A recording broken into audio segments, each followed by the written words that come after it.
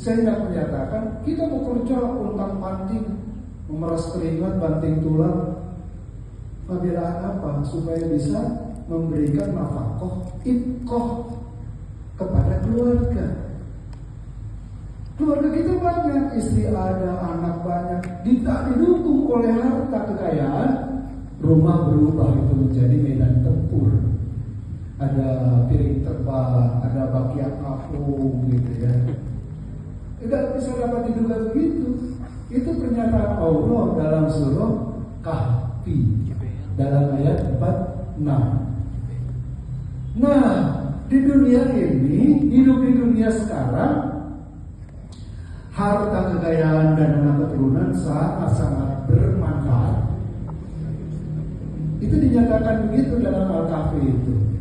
Tetapi di ujung ayat itu kan, wal baqiyatus sholihati khairun 'inda rabbika thawaban wa khairun amalan. Baqiyah itu sisa-sisa endapan-endapan dari hidup di dunia ini, itu mengalami sedimentasi, pengendapan yang baik. Wal baqiyatus sholihah itu khairun inda rabbika thawaban, lebih bagus balasannya, pahalanya di sisi Tuhanmu. Wa khairun amalan, amalannya pakai hamzah bukan pakai ain, sebaik-baiknya tumpuan harapan. Di ayat itu sudah terisarat, kalaupun kita banyak punya harta kekayaan, banyak punya anak keturunan, ada anak, ada cucu, ada segala macam, buyut segala macam, saya nggak paham itu untaiannya, unduk-undukannya. Tapi kalau tidak di manage di dunia ini, dia tidak mengendap menjadi baqiyah sholihah, itu tidak akan bisa menjadi sesuatu yang bermanfaat. Dan hari itu dinyatakan dalam As-Su'ara ayat 88. Yauma la yanfa'u malu wala banun. Suatu hari nanti tidak lagi ada manfaatnya harta kekayaan dan anak keturunan. Kapan itu? Di hari akhirat nanti. Emangnya kita mati bawa harta kekayaan? Yang menjadi direktur, saya nggak paham struktur di Pertamina ya. Itu pasti harta kekayaannya melimpah. Terus kalau meninggal, apa dibawa itu harta kekayaannya? Nggak bakalan, cuma jadi rebutan buat orang ahli warisnya.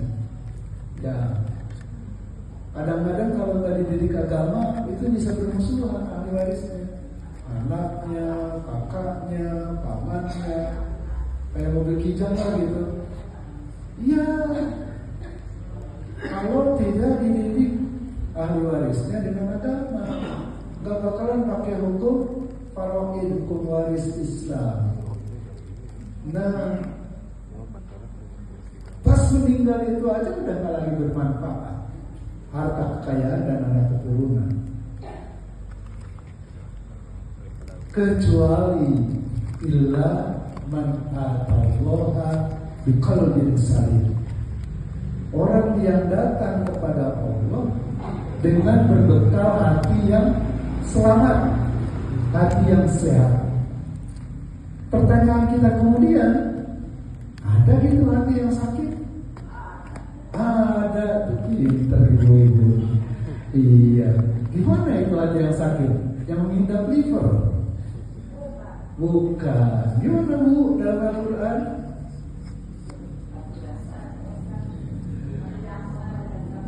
Ya, itu jawabannya jangan bergumam, tapi harus dentes, harus jelas. Tadi jawabannya kan betul. Ada hati yang sakit. Al-Quran menyatakan dalam surah Al-Baqarah mulai dari ayat 6 sampai ayat 10. Jadi kajian malam Jumat kita sekarang ini, kalau dalam ilmu tafsir dikenal dengan manhaj maudhu'i, tafsir tematik. Makanya dari awal saya menggunakan referensi Fazlur Rahman dalam tema pokok Al-Quran. Dalam Al-Baqarah surah kedua Al-Quran suci, di ayat yang terakhir yang ke-10 dalam rangkaian 6 sampai 10, ayat 6 sampai 10 itu ada penegasan, empasis fi qulubihim marad. Di dalam hati mereka itu ada penyakit. Hatinya marid. Itu antonim taqabul nakidain kalau pakai ilmu mantik dari qalbun salim. Qalbun salim, hati yang sehat, yang selamat. Taqabul nakidainnya lawan dari qalbun salim itu qalbun marid, hati yang sakit. Hati yang sakit ini yang bagaimana? Lihat tuh ayat 6, ayat 7, ayat 8, ayat 9. Orang yang cenderung di ayat 6 itu dinyatakan innal ladzina kafaru sawa'un 'alaihim a'anzartahum am lam tunzirhum la yu'min. Orang yang menolak, orang yang menutup diri, orang yang kafir, tidak mau dipancarkan dengan nur keimanan, itu sudah terkunci hatinya.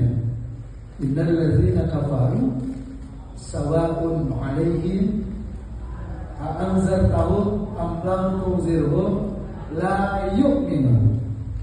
Orang yang kafir itu sesungguhnya orang yang Anda kasih peringatan ataupun tidak, ya mereka tetap tidak mau menerima, tidak iman.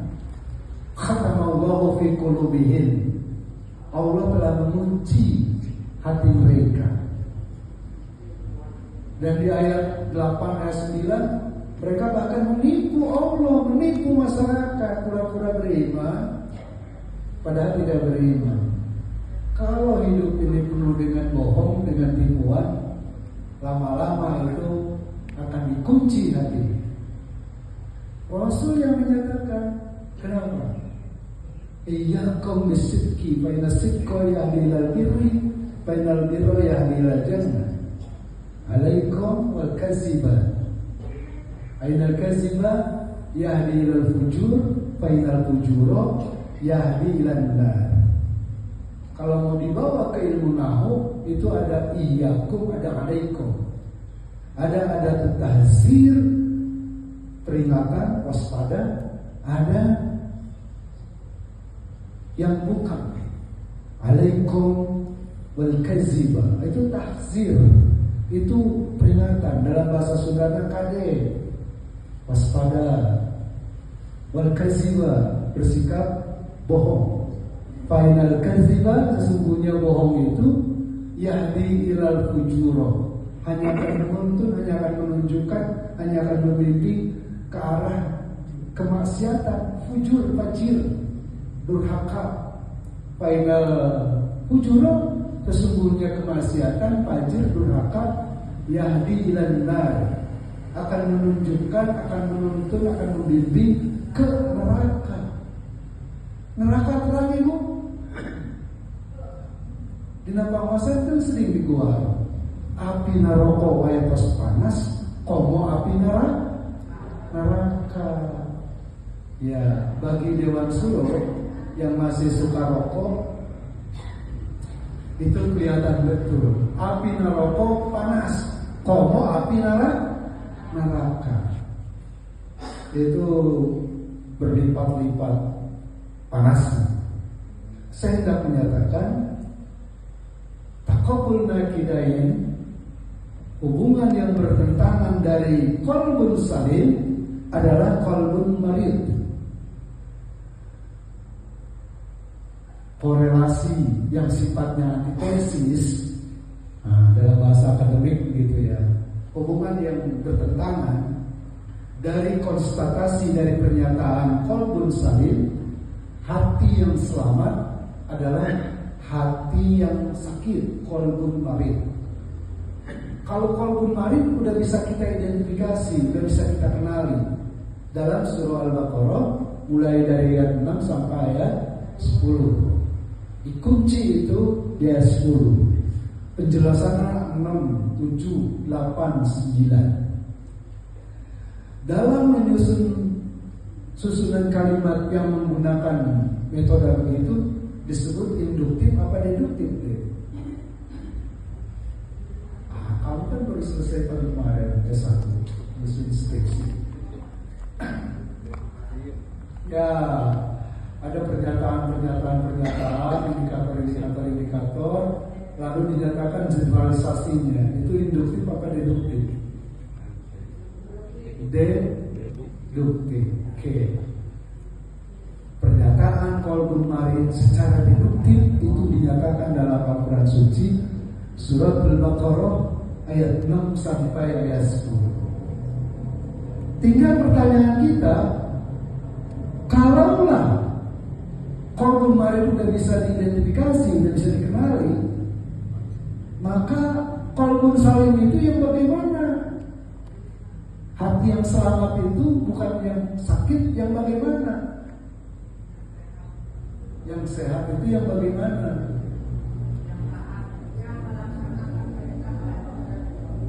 Ya, ayat 8889 surah Asy-Syu'ara ini dalam syiatul kalam, dalam susunan kalimat-kalimat di Al-Quran Suci, itu doanya Nabi Ibrahim alaihissalam. Ibrahim alaihissalam itu Khalilullah, kekasih Allah. Tapi beliau Nabi Ibrahim alaihissalam itu punya permintaan kepada Allah yang menjadi kekasihnya agar nanti di akhirat tidak dihinakan oleh karena faktor kekayaan dan faktor keturunan. Itu bisa diperiksa itu di aplikasi Quran di HP kita, itu bisa ada syiatul kalamnya, rangkaian kalimat-kalimat dalam Al-Quran Suci surah Al-Syu'ara itu demikian. Qalbun salim itu, kalau pengen hati kita itu sehat, selamat, yang nanti itu akan bisa mensubstitusi, mengganti harta kekayaan dan anak keturunan di akhirat. Ketika lagi harta kekayaan dan anak keturunan gak bisa ada manfaatnya, sekarang ada manfaatnya. Anak keturunan itu, saya di malam hari hujan begini, usia udah 16 tahun mau masuk 26 tahun. Usia saya hari ini 16. Tulisannya pakai bahasa Arab cara bacanya. Ya, kalau cara bacanya tulisan Latin 61. Ya, mau masuk 62. Bulan Januari tahun depan 62. Sebetulnya bisa kita pensiun 65. Kalau udah pangkat golongan 4D, udah letnan jenderal, itu bisa jenderal penuh 4D, mentok tuh PNS ya. Tapi oleh Tuhan ditegur kita, saya menderita osteoartritis sama seperti Bapak. 13 minggu saya diponis oleh dokter saraf, sholat pakai kursi, jalan pakai tongkat, itu diantar sama anak bungsu berobatnya ke dokter Nasir Oqbah. Saya bilang ke dokter saraf Nasir Oqbah, dok masa harus pakai tongkat, tua banget dok, kata saya gitu. Protes bungsu anak bungsu, emangnya papa masih muda gitu. Saya nggak menyatakan hari ini anak keturunan bermanfaat, kekayaan bermanfaat. Pengen mencoba cita rasa air minum itu sanes di Herang, saya terima ya Pak.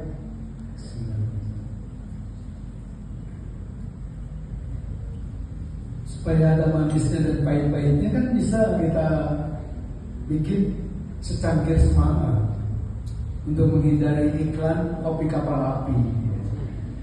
Kalau pakai iklannya kapal api, kalau menghindari iklan secangkir semangat untuk Indonesia. Kopi. air putih mau jadi kopi butuh dana, butuh biaya, mesti beli kopinya. Apalagi kalau kopinya kopi garutan, mahal itu ya. Iya. Saya bukan mau promosi kopi Garut, dibanding kopi Lampung, kopi Gayo, Medan, Aceh, kopi Garut memang number one. Ya, saya penggemar kopi. Orang-orang bilangnya Pak Haji ini kalau nggak kopi kayaknya nggak afdol ya. Oh iya, saya gitu. Waktu saya tugas 15 tahun di Kandepa Kabupaten Karawang, terakhir kepala seksi haji dan umroh di Kandepa Kabupaten Karawang, sehari dari mulai jam 7:30 dulu kita ngantor jam 7 ya, sampai jam 2 siang. Itu bisa 14 cangkir. Kamu kan pernah datang ke kantor papa ngapain kopi itu di meja. Mungkin udah lupa lagi waktu SD apa TK itu ya. Terus pindah ke Bandung menjadi gurunya PNS di Yai Suara, ada Balai Diklat Keagamaan. Itu kan kita keliling-keliling walaupun home base-nya Bandung, tapi se-Indonesia Balai Diklat Keagamaan itu cuma ada awalnya 13, kemudian terakhir menjadi 15 tambah Aceh 1 dan Papua 1. Nah sebelum ada Balai Diklat Aceh, belum ada Balai Diklat Papua, kita ngajar kesana kemari keliling Indonesia. Jadi bisa tuh mencicipi kopi-kopi beragam, kopi Maros, ujung pandang yang naik ke atas itu tempat perjanjian JK, kasus Poso, kopi Gayo, Medan atau Aceh. Itu ada kedai lautan, samudra kopi dekat hotel Swiss Bell Gajah Mada di Medan. Di bagus kopi Garut sesungguhnya lebih enak kopi Garut. Saya tidak menyatakan kalau kita ubah air putih menjadi kopi, saya sindiran ya Pak. Itu butuh biaya. Di dunia kehidupan dunia ini harta kekayaan bermanfaat, anak bermanfaat. Udah tua model begini, tegur sama Tuhan, osteoartritis, ditegur juga. Maka harus ditambah ada 2 lagi yang melihat yang jauh, lihat yang dekat, kelihatan di kacamata itu. Kalau malam hujan begini, udah papa anterin sama kamu, ya, takut nanti kerasa lagi nyupir. Itu kan nggak bisa, walaupun sekarang mobilnya udah diganti yang matic, gitu ya, yang kaki kiri nggak begitu bertumpu beban. Untuk agar ada dokumentasi bahwa Selegram anak bungsu ini kebetulan endorsement, dia karena jurusan manajemen ekonomi syariah S1-nya dari semester 1 dan diajarin oleh dosen-dosennya di UIN Bandung untuk jualan. Bersama ponakannya dia menjadi endorsement. Tolong nanti di syuting supaya ada bukti fisik ke mama. Kenapa istri nggak dibawa? Karena ini hari Kamis, istri rajin, lebih rajin dibanding saya. Rajin puasa Senin Kamis, rajin tilawah Quran, subuh dan maghrib gitu. Saya kadang-kadang dengerin aja Pak, karena mendengarkannya pun sudah berpahala. Saya sebagai korektor, kan saya musodik, ya, iya, saya lebih pintar dibanding istri saya dalam Al-Quran. Saya tidak menyatakan hidup di dunia. Kelihatan tuh, walaupun anak yang kedua protes, kok aku harus ikut juga, gitu ya. Iya, kamu kan laki-laki. Kalau yang bungsu kan perempuan. Kalau papa jalan sama yang bungsu doang, dianggapnya nanti anak bungsu saya sebagai pos 2, gitu ya. Iya, padahal anak bungsu bukan pos 2. Istri nggak ikut karena dia lagi sahur.